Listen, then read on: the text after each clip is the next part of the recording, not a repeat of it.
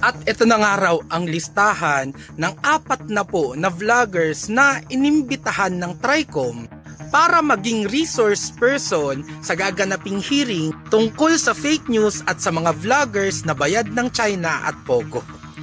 At ayan nga tayo, invited daw tayo pero wala akong natanggap na letter or invitation o kahit ano pa. Kung babalikan nyo ang buong listahan, halos puro mga Duterte supporters na political content creator ang in-invite nila. Talaga? Mga content creator na pro-Duterte ang nagpapakalat ng fake news?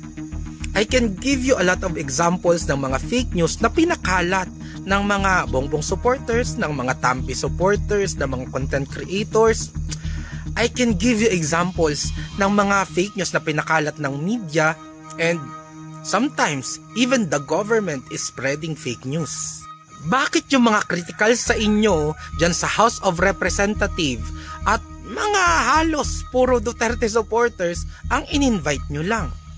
Fake news ba talaga ang gusto nyong imbestigahan o gusto nyo lang busalan ang mga taong critical sa inyo? If this is about Pogo paid vloggers, China paid vloggers, hindi ko alam kung paano nyo ito mapapatunayan. Kung napanood nyo na yung interview ni Ali Soto kay Ace Barbers, this is all speculation. Ayon sa kanya, kaya niya to naisip, bakit naman daw kami magsasalita at magsisipag na gumawa ng content kung hindi kami bayad? Ace Barbers, baka kasi hindi mo pa naranasan o hindi mo pa nagawa.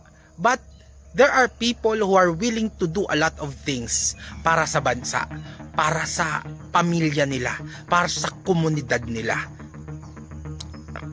Kaya siguro hindi mo maisip because never mo pang nagawa para sa bansa. Importante na mapatunayan nyo na bayad kami ng China. Ito mga nilista nyo dito. Kailangan mapatunayan nyo na binayaran kami ni Singkong Kusing ng China o ng Pogo. Or else, this hearing about fake news is spreading fake news about these vloggers. Na kayo na nagsasabi na gusto nyong labanan ang fake news ay ang mga mismong nagpapakalat ng fake news sa mismong mga citizens na nagpapasweldo sa inyo. You are using the money of the people to silence the actual people who put you in power, who are giving you the salary that you are getting. Mukhang nagkakamali tayo. Hindi kayo ang boss namin. Kami ang mga boss ninyo. You need to respect our rights. Imbis na gamitin nyo ang pera namin para busalan kami na nakakakita ng mga mali nyo, gamitin nyo ang pera namin para gawin ang trabaho nyo. At itong gagawin yung hearing, this will only make our voices louder. Kasi ang ibig sabihin nito, binavalidate nyo ng mga content creator na to ay napapakinggan at pinakikinggan nyo. Nakakaabot sa inyo ang mga messages namin. Kaya nga, you are even willing to create a hearing just for us.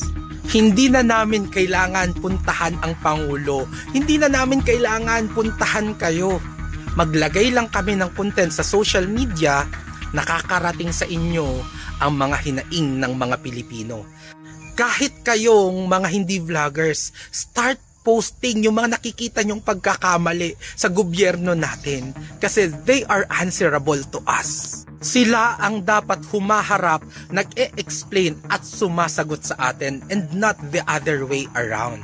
So stop using our money, the power that we gave you, against the Filipino people who are actually your bosses.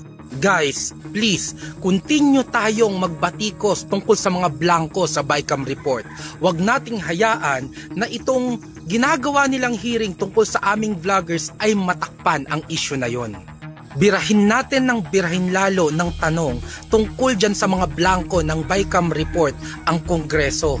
Dahil kaya sila gumagawa ng mga ganitong issue ay para matakpan iyon. At kayo dyan sa Kongreso, ngayon na napatunayan namin na naririnig nyo ang aming sigaw, hindi nyo kami mapapatahimik.